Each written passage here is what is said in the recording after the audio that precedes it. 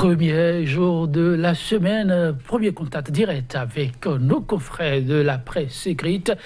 Les sujets restent divers et variés. Kodovia Metonou, pour nous les présenter. Kodovia Metonou, bonjour. Bonjour Joël Tonji, bonjour également nos amis téléspectateurs. Comment c'est l'actualité ce matin avec nos confrères, les faits politiques et de société et ce concurrence à ce qu'il paraît? Tout à fait Joël Tonji. À la une donc, des canards, vous avez la déclaration de Rekiat Madougou qui agite la presse nationale et les réseaux sociaux. Sans oublier également la coalition pour la défense de la démocratie qui est montée également au créneau le week-end pour apprécier un peu l'actualité et la décision de la Cour constitutionnelle dans le cadre du redressement fiscal contre les sociétés Kadiaf, Cobon et JLR. Donc c'est autant de sujets abordés par les canards, sans oublier les quelques rares et petits titres qui accompagnent souvent. Et on démarre avec le quotidien La Dépêche. La Dépêche qui donc affiche en grand titre analyse de la situation socio-économique et politique sous la rupture. La coalition tire la sonnette d'alarme. Et puis l'Afrique en marche. Projet asphaltage des routes, 900 milliards pour 650 km de route. Plus cher que les pays les plus corrompus d'Afrique. Et pourquoi cette comparaison? Allez-y donc lire le journal L'Afrique en marche pour en savoir davantage. Et puis réunion des membres de la coalition pour la défense de la démocratie au Bénin. L'opposition invite le peuple à se mobiliser. Gestion au sommet de l'État. Le dérèglement de notre système politique appelle de toute urgence à une réparation car tout devient aléatoire, sinon arbitraire, décide René Arwansou. Et puis médiation du moins des présidents Ouattara et Assimbe en 2016. Les révélations de Rekiat Madougou, quand la femme se fâche, eh bien le secret est dehors. C'est donc un avertissement. L'audace, info, contentieux, direction générale des impôts, société Kadiaf Komon. Djogbedou déboute Yanoussi sur son recours contre Adjavon, le confrère de la matinée. Gestion de jugé dictatorial et autocratique du président Talon. La CDD invite le peuple à œuvrer pour la restauration de la démocratie et de l'état de droit. Décret présidentiel de grâce à certains détenus à la veille de l'indépendance. Des manœuvres de certains acteurs qui prolongent la peine des graciés. Et puis Valentin Dianotin sur radio, donc Azerke FM. Talon ferait mieux de revoir sa gouvernance que de s'acharner contre les opposants. Et puis, après le refus de Patrice Talon d'organiser le référendum constitutionnel, où sont passés les députés du BMP, le nouvel observateur, face au climat socio-politique délétère, l'indignation de la CDD Bénin contre les valeurs républicaines de liberté, d'égalité, de justice et de fraternité qui sont bafoué chronique, les dysfonctionnements de la HAC et la nécessaire réparation de la République. Le pays émergent, redressement fiscal contre les sociétés Kadiaf, Komon et JLR. La Cour déboute le DG Impôt sur son recours contre Sébastien Adjavon. La preuve que le président du patronat béninois est victime d'un acharnement. Condamnation de Métoyon, sanction de la nouvelle tribune, vie socio-politique. La CDD Bénin invite les populations à la mobilisation pour affronter la dictature. Quotidien Matin Libre, mairie de Cotonou, plus de 200 millions de redevances publicitaires impayées. Le tribunal doit interpeller les cadres de services marchands et financiers. Et puis toujours parlant de Cotonou, un douanier gifle la fille de Adjavon. Il la menace ensuite avec son arme. Point média pour terminer. Après le refus du chef de l'État d'aller au référendum, le BMP Grogui reste hors réseau. Et puis gestion tous azimuts, création du moins tous azimuts de mouvements politiques.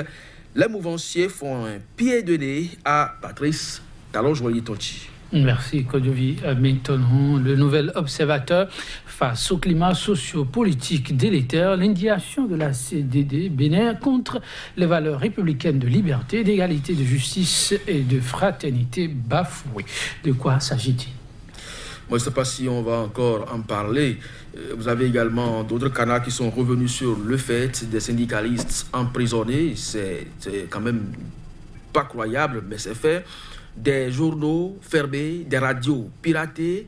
C'est autant donc de paramètres de la démocratie aujourd'hui mis à mal, un gouvernement qui reste sourd aux cris de détresse de la population, alors que lui-même, le gouvernement et son chef reconnaissent que notre pauvreté tend désormais vers la misère. Donc quand ça se passe comme ça dans une république que l'on prétend quand même diriger, il n'y a que de ces voix qu'aujourd'hui les uns et les autres appellent opposition pour quand même monter au créneau pour porter donc la voix des sans-voix et dire donc à l'autorité aujourd'hui en charge donc de la gestion de la chose publique que ça ne va pas, qu'il serait mieux, un peu comme l'honorable Jonathan l'a dit, de revoir la gouvernance que de s'acharner contre les soi-disant opposants, contre des journaux qui refusent d'adopter votre ligne directrice ou des radios dont on brouille les fréquences, alors que la hacker, qui est quand même chargée constitutionnellement d'en assurer la sécurité, est incapable jusqu'à l'heure où nous parlons de lever le petit doigt pour dénoncer celui qui est quand même derrière ce piratage. Bref, c'est autant donc de paramètres qui ont fait sortir la CDD donc de son de léthargie, parce que c'est vrai qu'elle est en activité depuis sa création, mais depuis peu, on ne la sent plus trop. Mais ces derniers jours, eh bien, elle est montée au créneau, cette coalition dans la défense de la démocratie, pour dire attention, il y a un danger qui menace la République, et il faut que chacun puisse devenir quand même son propre gendarme. Que chacun devienne son propre gendarme, et c'est aussi l'appel lancé par Matin Libre qui évoque un sujet que d'aucuns auraient pu qualifier de fait divers, mais c'est quand même étonnant la façon dont les faits sont relatés par ici. Cotonou, un douanier gifle, bon, c'est plutôt les gifles qu'on a mis en exergue ici, et il la menace avec son âme. C'est vrai, il y a le nom qui retient aussi l'attention, la fille de Adjavon. Est-ce parce qu'il s'agit de la fille d'Adjavon qu'on évoque le sujet où il y a vraiment matière à informer? Lorsque vous parlez d'un douanier, c'est quand même un corps paramilitaire. Et ici, c'est quand même un week-end. Il n'était pas en fonction, il n'était pas donc en treillis, il était civil, mais il dispose d'une arme sur lui. Si c'est autorisé par les textes de la République, qu'à cela ne tienne, mais menacer une femme avec une arme, vous voyez jusqu'à quel point la bassesse a atteint le niveau là. Vous avez parlé de douanier, la fille doit-elle aux impôts, de quoi s'agit-il?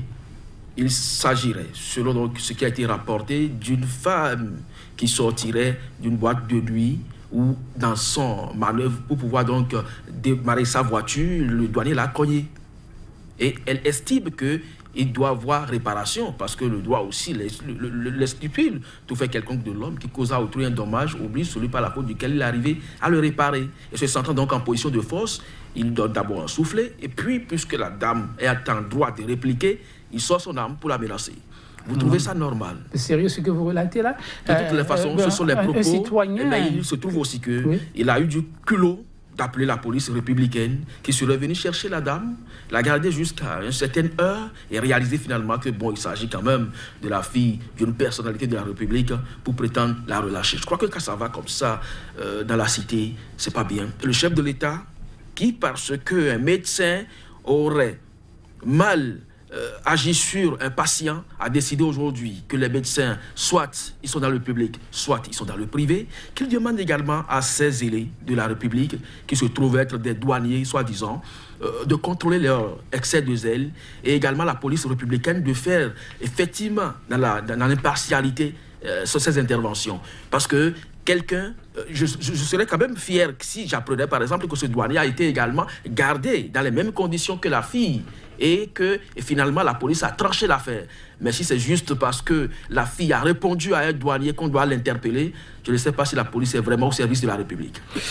En tout cas, c'est un dossier qui semble banal, mais qui nécessite qu'on s'y attarde. Oui, on y reviendra dans les tout prochains jours, quand devient étonnant.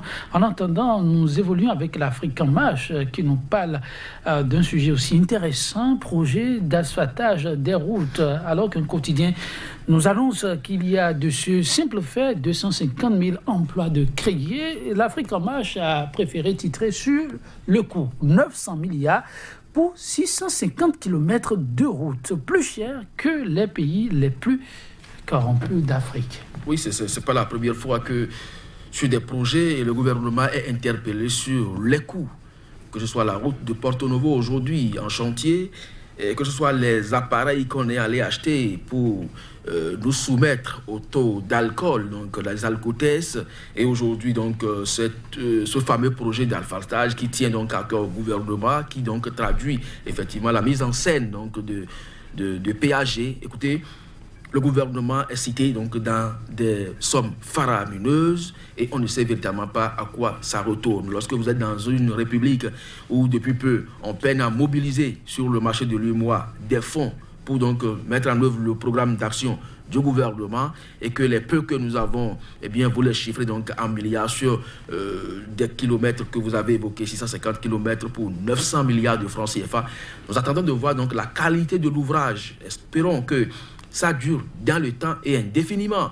Mais si c'est juste qu'on veut faire du saupoudrage, montrer qu'effectivement le PAG est mis en œuvre et qu'on doit débourser autant d'argent pour réaliser juste une infrastructure qui ne pourra quand même pas atteindre en termes de distance le nord du pays, je crois que ça pose véritablement problème et c'est un cas de conscience aujourd'hui pour l'exécutif de revoir davantage ses copies et de communiquer davantage pour qu'on sache véritablement à quoi retournent les mobilisations faites et une certaine traçabilité dans la gestion. Merci. Quand je vis la reddition de comptes, le gouvernement, main sur le cœur, l'a dit, il y tient aussi. Donc, le peuple attend de savoir exactement à quoi seront destinés ces montants et s'ils sont exacts. Merci de nous avoir suivis. La rubrique Revue des titres, ce sera tout. On se retrouve demain pour le même exercice. À très vite.